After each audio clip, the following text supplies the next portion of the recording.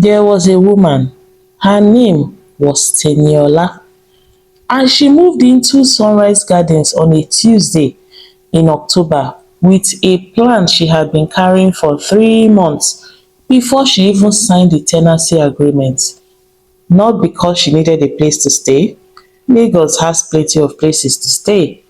She moved into that specific estate, into that specific unit near the eastern edge because of one man she had seen at a party on the island, and decided quietly and completely what she wanted. That is where the story starts. Not with the gym, not with the affair, not with the phone call. It starts at a housewarming in Lekki, where Teniola stood near the drinks table and watched Pastor Biodun Adeyemi move through a room full of people without trying to impress any of them, and felt something go still in her and focused the way a hunter goes still when they've identified what they came for. She noted the ring.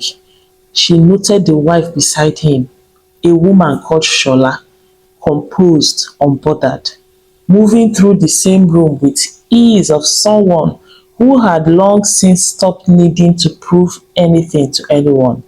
She noted how the two of them occupied the same space without performing it, the way couples do when marriage has stopped being new and has simply been the way they live.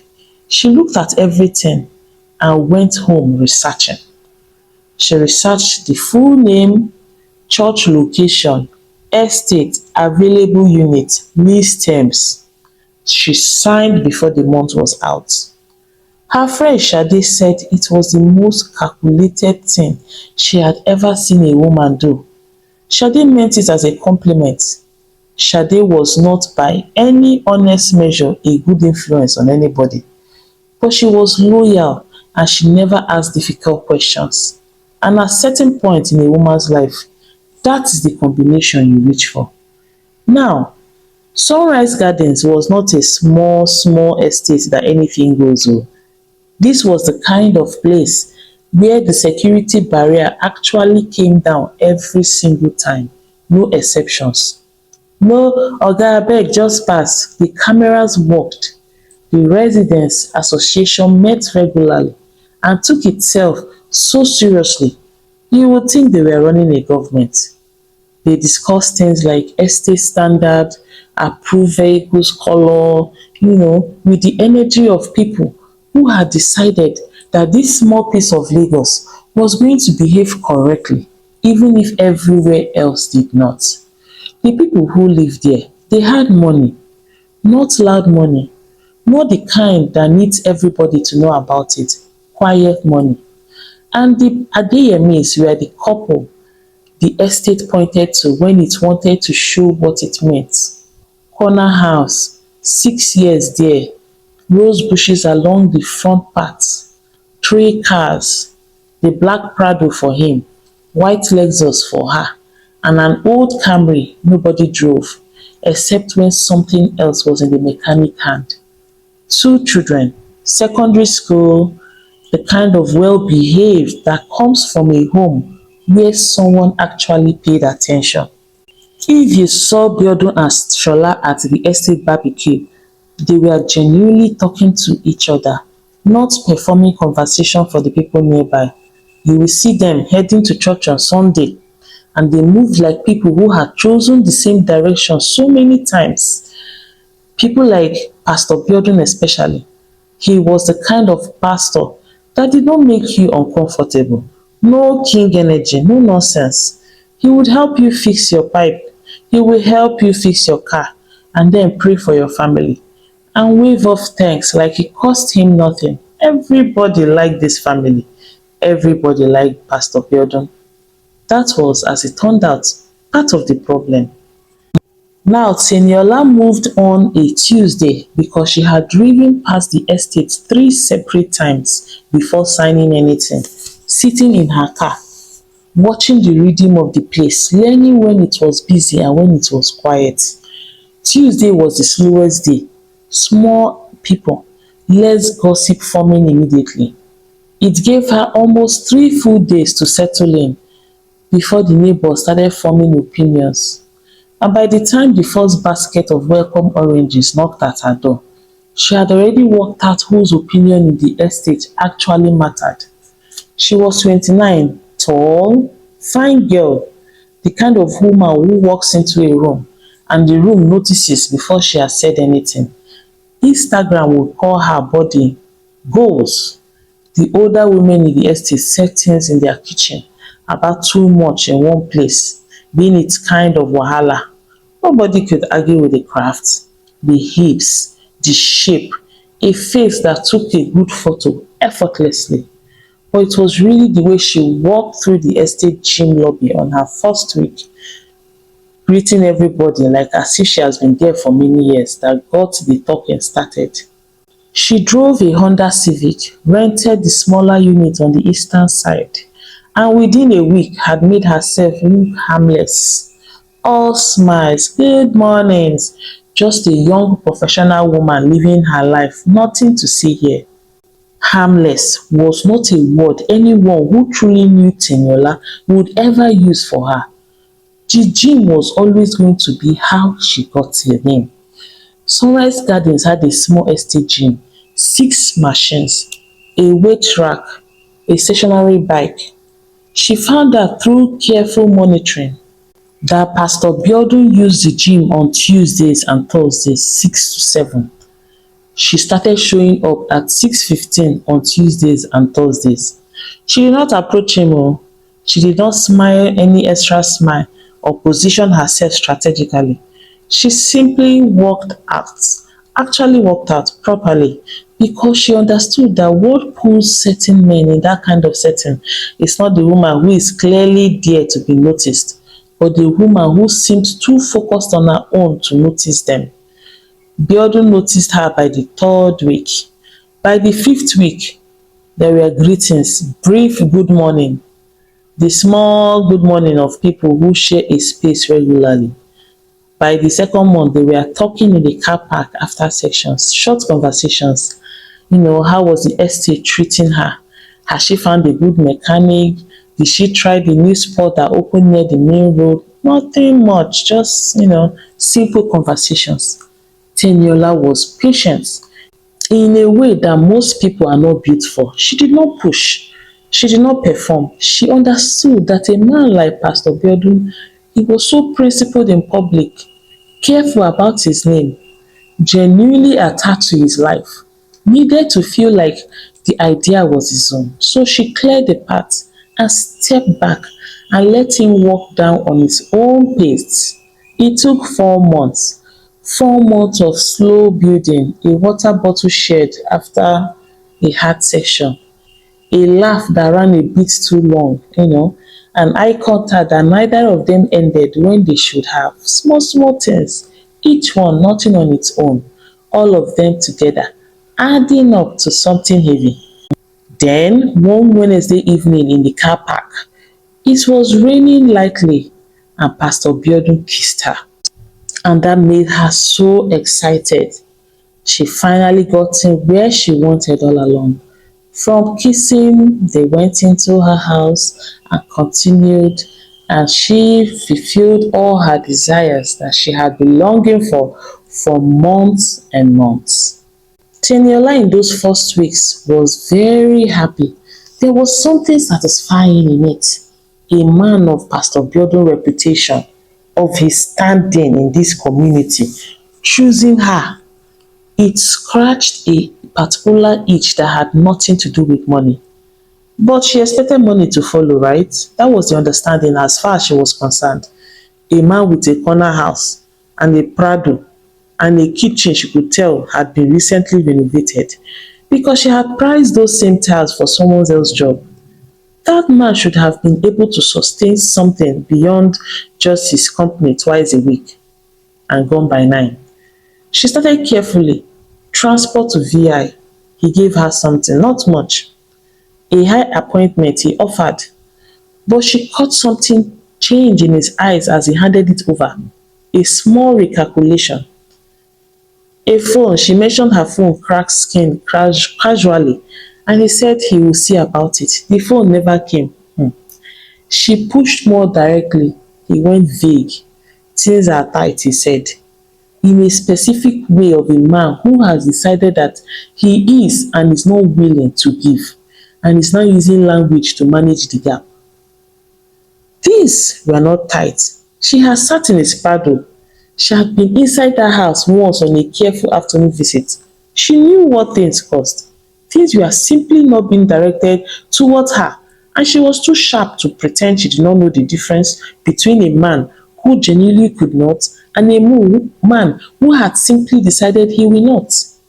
The anger that settled in was a cold, quiet kind, not the kind that makes sense, the kind that makes plans. She had not come to this estate and spent 4 months in that gym and played every note of this perfectly to end up being managed.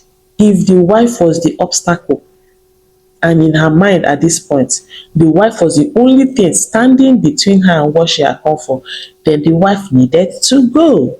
Simple, clean, logical. Plans always are before the life gets involved, right? It was a Friday evening when she made her move. Biodun had arrived at 7. By 9:30, he was doing what he sometimes did, falling into the deep, unbothered sleep of a man who had divided his life into two completely separate rooms and made sure neither room knew about the other. His phone was on the bedside table. Teniola picked it up. Shola's number was saved as "My Love." She noted this with passing. She pressed call and held the phone at the right angle, close enough to the room that the ambient sounds would travel through the line. Shola answered on the third ring. "Hello, Biodun." Silence. "Hello, Biodun, are you there?" The sounds of the apartment, the ceiling fan, something low from the television, the specific quality of an evening in a space where things have been happening. Then Shola said, calm and clear, "Okay." She hung up. Teniola stared at the phone. That was it. Just okay. No gaps. No immediate string of angry messages flooding in. No dramatic voice note. Nothing. She waited through the rest of the evening. Through the next day. Through the day after that. Biodun's phone stayed silent. No confrontation. Life in Sora's garden continued at its ordinary rhythm, unbothered and undisturbed, as if nothing had happened. Something cold moved through her. Not quite fear, something more like the sensation of standing on ground you assumed was solid and feeling it shift under your feet. The plan had not worked, and worse than that, she did not understand why. What she did know, what Biodun never told her, was that he had been living with HIV for 3 years. He had found out on a private clinic on the island, the kind of quiet, discreet place of Lagos professionals use when they want results without noise. Routine check. The call that came back changed the shape of everything. He spent 2 weeks in a private disbelief, going through his days normally on the outside, while something inside him processed and reprocessed what had been said. Then he told Shola, because whatever contradictions he carried, this particular weight was not one he could carry alone. The conversation that followed was the worst thing that had ever happened inside that corner house. Shola tested. She came back positive too. Her viral load manageable. But the diagnosis was real. They broke apart. They fought in the way people fight when the thing they are fighting for is too large for what's available. They nearly ended more than once. And then, in a specific way that some marriages survive, they should not survive. Not cleanly, not without a lasting damage, but somehow still forward they chose to stay. Medication, silence, a private agreement between two people who had decided that what they had built together was still worth more than what had been broken inside. They were careful, they were managing, they had made their peace, imperfect and quiet, with the reality that they were living in. In December, Teniola started feeling off. She put it down to stress, the harmattan, the low grade tension of living 2 minutes from a woman who had heard everything and responded with two syllables and gone quiet ever since. By January, the tiredness was something else. Not the kind that a good sleep addresses, but the kind that lives in the bones and stays there no matter what you do. She went to a clinic on a Tuesday morning, early before the day was busy.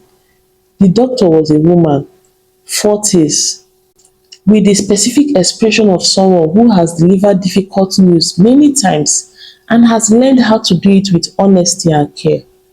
She said what she had to say in 4 sentences. Teniola sat in the consulting room after the doctor left and heard the clinic going on around her. Everybody was still moving. Phones were ringing, footsteps in the corridor. Somebody's name was being called, and none of it reached her. She was in the particular stillness of a person whose brain has received something too large to begin processing immediately. She walked to her car. She sat in it for 1 hour and 40 minutes with the engine off. Then she started the car and drove to Sunrise Gardens. Not to her apartment, to the corner house with the rose bushes and the three vehicles in the bay and the garden that Shola tended herself every Saturday morning. She parked, she knocked, Shola opened the door.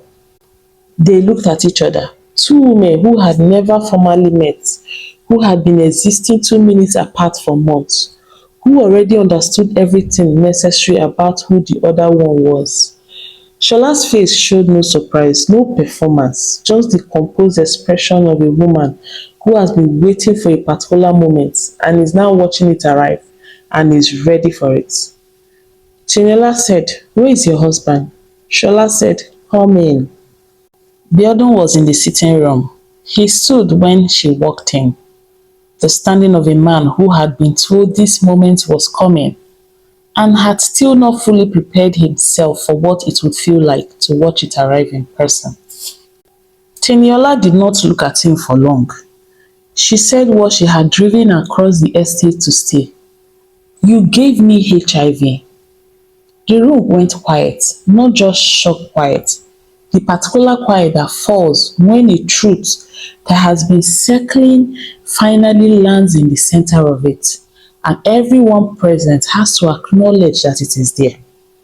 She said it again, louder, because the quiet felt like it was swallowing the words before they could do what she needed them to do. "You gave me HIV. You knew. You knew the whole time and you said nothing." Biodun opened his mouth. Shola raised one hand, just slightly, and he closed it again. Shola looked at Teniola. Her face was not angry. It was not the exhausted dignity of a wronged woman finally releasing something she had been holding. It was something else entirely. Something more settled with a quality to it that Teniola could not immediately name, and then slowly, horribly began to recognize. It was the look of someone who had been waiting for this, not dreading it, waiting for it. The way you wait for the conclusion of something you set in motion yourself. "I know," Shola said. Teniola stared at her. "I have known everything from the very beginning." Shola's voice was completely level.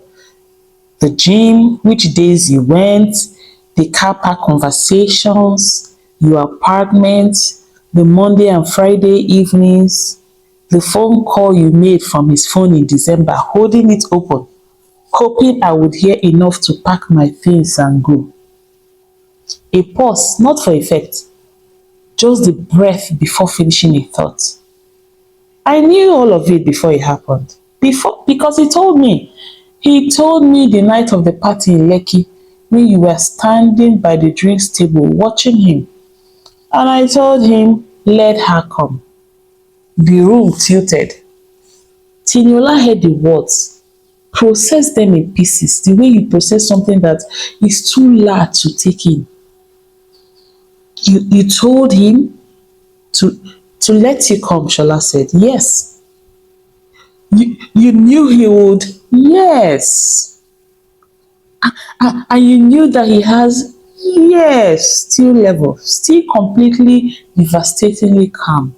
We knew everything we were carrying. We knew what would happen. And we decided together to let you have it. After all, that is what you came for. Teniola looked at Biodun. He was standing against the wall with the expression of a man who had agreed to something in a kitchen conversation months ago and is now standing inside the full reality of what the agreement meant and finding that reality heavier than the conversation had been. He did not speak. He did not defend himself. He simply stood there, which was in its own way the most complete confession available to him. Tiniola turned back to Shola. Her voice, when it came, had lost its shape. You planned this. Shola looked at her for a long moment, then she said quietly and without any particular heat, you moved into this estate with a plan to take my husband and my life. You spent months executing it. You made a phone call in the dark, hoping to destroy my marriage. She tilted her head very slightly. Did you think you were the only one in this estate who know how to plan? Something gave way inside Teniola, not loudly, just the quiet internal collapse of everything she had believed about this situation, about who was running it, about who had the advantage, about where the power had been sitting all along. She had not been the hunter. She had walked into Sunrise Garden carrying her plan like a weapon, certain she was the most dangerous person in it. She had not been. Shola said without raising her voice at all, this is what you get for sleeping with another woman's husband. Not a cause, not a performance, just the final line of something that had already been finished long before Teniola knocked on this door. Biodun said nothing. He just kept standing against the wall. Teniola walked out, past the rose bushes, into her car, into the ordinary Lagos afternoon that had the nerve to look exactly like any other afternoon. She drove back to her apartment and sat inside it and did not move for a very long time. Months later, a message came through on Instagram. A friend of a friend. The way Lagos connections work even across distance. He was in Canada, warm, patient, the kind of man whose goodness was not performed. It showed up in small things, the way he remembered details from previous conversations, the way he never rushed her to finish a thought. They talked every day for 3 weeks, and something real was building. The kind of thing Teniola had never actually had, not once, in all her years of planning and calculating and positioning herself. He said he was coming to Lagos in April and wanted to meet her properly over food, somewhere quiet. For the first time in as long as she could remember, she was not thinking about strategy. She was just looking forward to something. She then told him in March about her status, simply and directly, because she had nothing left in her for careful presentations of the truth. He did not reply for 2 days. When he did, his message was kind and honest and final.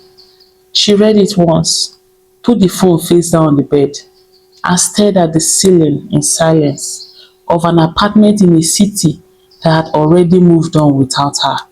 Everything she had schemed for, everything she has moved estates for, and spent time and months in a gym and borrowed a man's phone in the dark for, none of it had brought her here. Her own Ojukokoro had brought her here. Greed dressed up as ambition, wants dressed up as plan.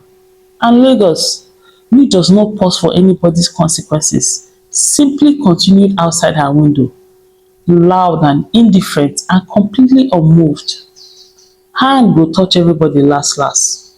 Ojukokoro has destroyed better people than all of us. Whereas the Adeyeminis remained in the corner house. Shola's rose bushes stayed tended. The Prado left every Sunday just after 8. The neighbors did not ask whether things inside that house were okay.